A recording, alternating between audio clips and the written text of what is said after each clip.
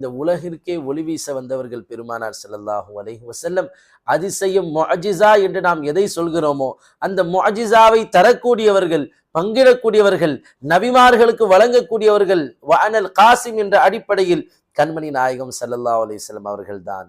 எனவே அந்த நபியினுடைய பிறப்பை நாம் கொண்டாடுவது குஃப்ர் ஷிர்கினுடைய அழிவை கொண்டாடுவது.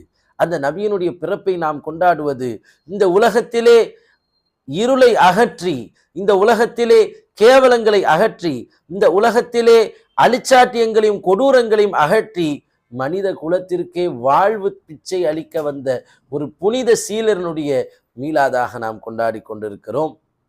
எனவே பெருமானாரை நாம் ஒவ்வொரு நாளும் கொண்டாட வேண்டும். நம் கண் விழிக்கும் பொழுதும், இரவில் நிம்மதியாக படுக்கும் பொழுதும் நபி நிகழ்த்திய, நபியினுடைய பிறப்பு நிகழ்த்திய அதிசயத்தை நாம் மறந்துவிட்டு நாம் தூங்கிவிட முடியாது.